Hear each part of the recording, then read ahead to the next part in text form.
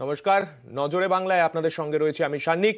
প্রথমেই এই মুহূর্তের যে সবচেয়ে বড় খবরে নজর রাখবো, রেশন দুর্নীতির অভিযানে হামলার মুখে ইডি।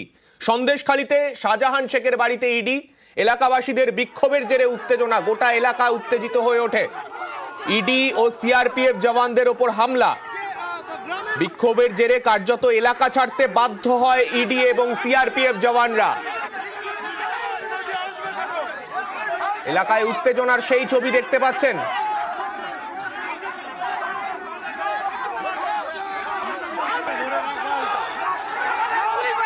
পরিস্থিতি এতটাই উত্তপ্ত হয়ে ওঠে, কার্যত এলাকা থেকে বেরিয়ে যেতে হয় এনফোর্সমেন্ট ডাইরেক্টরেট আধিকারিক এবং তাদের সঙ্গে থাকা, তাদের নিরাপত্তার দায়িত্বে থাকা সিআরপিএফ জওয়ানদের।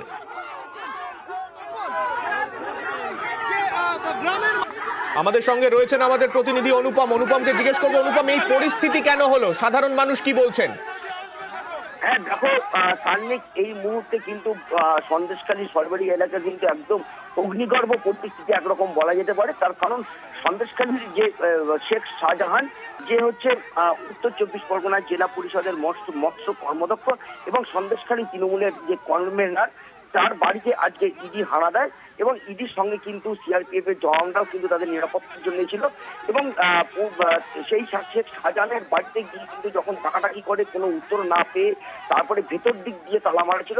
এরপর ইডি আধিকারিকরা এবং সিআরপিএফ জওয়ানরা যখন সেই গেট ভেঙে যখন ভেতরে ঢুকতে যায়, তখন কিন্তু এলাকার যে মানুষ, এক কথায় বলা যেতে পারে শেখ শাহজাহানের যেসব লোকজন, যেসব অনুগামীরা, তারা কিন্তু ইডিকে বাধা দেয়, সিআরপিএফ কে বাধা দেয় সেই গেট ভাঙার জন্য এবং উত্তপ্ত পরিস্থিতি তৈরি হয়েছে। তাদেরকে মারধর করা হয়, সিআরপি জওয়ানদেরকে মারধর করা হয়, তাদের গাড়ি ভাঙচুর করা হয় এবং সেই ছবি যখন সংবাদ মাধ্যম যখন সেই ছবি তুলতে যায়, তখন কিন্তু সংবাদ মাধ্যমকেও কিন্তু আক্রান্ত করা হয়, তাদের রিপোর্টারদেরকে ধরে মারধর করা হয়, তাদেরকে রক্তাক্ত করা হয়, ক্যামেরা ভেঙে দেওয়া হয় এবং সেখানকার সাধারণ মানুষ মোবাইলে যখন ছবি তুলতে যায় তাদেরকেও কিন্তু মারধর করা হয়েছে, তাদের মোবাইল ভেঙে দেওয়া হয়েছে এবং এই মুহূর্তে কিন্তু এলাকা কিন্তু একদম শুনশান।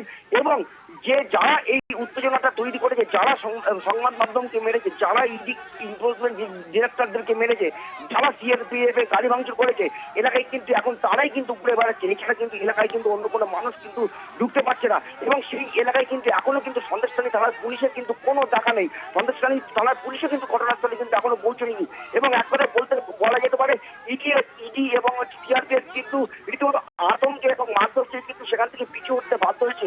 এর পরবর্তী পর্যায়ে যে কি পদক্ষেপ নেবে ইডি, সেখান থেকে চলে আসবে কি নাকি আবার সিআরপিএফ জওয়ানের যে বাড়িয়ে নিয়ে প্রচুর পরিমাণে সিআরপিএফ জওয়ান নিয়ে সেখানে গিয়ে পরবর্তীকালে আবার যাবে কিনা, এটা কিন্তু পরবর্তী বিষয়, দেখার বিষয়।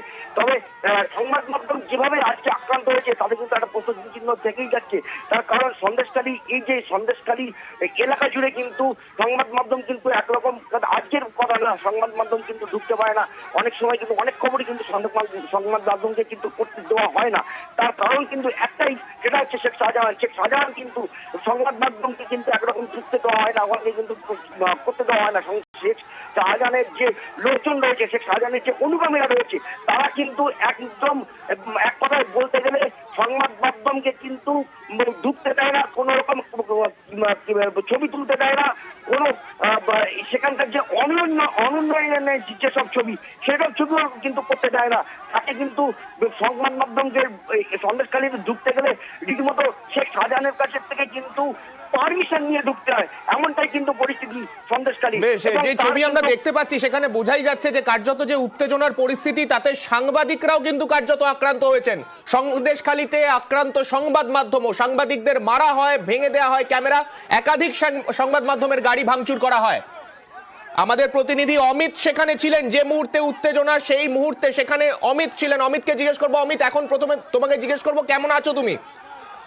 দেখো, আমি প্রথমেই তোমাকে জানাবো আমাদের দর্শকদের জন্য যে আমাকে ঘটনাস্থল থেকে কেন্দ্রীয় বাহিনীর জওয়ানরা রেস্কিউ করে ইডির একটি গাড়ি, যে গাড়িটিও ভাঙচুর করা হয়েছে, সেই গাড়িতে করে রেস্কিউ করে ঘটনাস্থল থেকে কিন্তু বার করে দিয়েছে কেন্দ্রীয় বাহিনীর জওয়ানরা। আমাদের অন্যান্য সংবাদ মাধ্যমের যারা কর্মী, আমার সহকর্মী বিপুল ঘোষ, আমাদের গাড়ির চালক তপন, তাদেরকেও মারধর করা হয়েছে। এবং তোমাকে জানিয়ে রাখবো, 7টা বেজে 10 মিনিটে যখন ইডি আধিকারিকরা পৌঁছন, শাহজাহান শেখের বাড়িতে, তারা বাড়িতে গিয়ে তারা যখন দরজায় নক করা শুরু করেন, আমরা দেখলাম কি ঘন্টা খানেকের মধ্যেই এলাকাবাসী কার্যত চারপাশে ঘিরে ফেললো শেখ শাহজাহানের বাড়ির আমি চারপাশে। তুমি সেই সময় সেখানে ছিলে, এলাকাবাসীর বক্তব্য কি ছিল, কি বলতে চাইছিল তারা? তাদের বক্তব্য যে বিজেপির তারা যেটা অভিযোগ করছে যে বিজেপির অঙ্গুলি হেলনে এবং শুভেন্দু অধিকারীর নির্দেশে ইডি আধিকারিকরা শাহজাহান শেখের বাড়িতে এসছে, কোনো রকম নোটিশ ছাড়া কেন তারা এসছেন, কেন তারা গ্রামে ঢুকেছেন, কেন তারা শেখ শাহজাহানকে খুঁজছেন, কোনো নোটিশ ছাড়া তারা কেন এসছেন, শেখ শাহজাহানকে কেন তারা ধরতে এসছেন, এটাই তাদের বক্তব্য ছিল। এবং সেই বক্তব্য বেশ। তুমি দেখো, আমরা ঘটনা যে সময় বিক্ষোভ চলছে সেই সময় কিন্তু আমাদের ক্যামেরাতে সেই ছবি কিন্তু ধরা পড়েছে, তাদের বক্তব্য ধরা পড়েছে। তারপর নিমেষ তার পরীক্ষার মধ্যেই কিন্তু বেশ, তারা আমি চড়াও তুমি হলেন। আমাদের সঙ্গে থাকো, তোমার অবস্থাও যেরকম রয়েছে অবশ্যই সাবধানে কাজ করো সেখানে, পাশাপাশি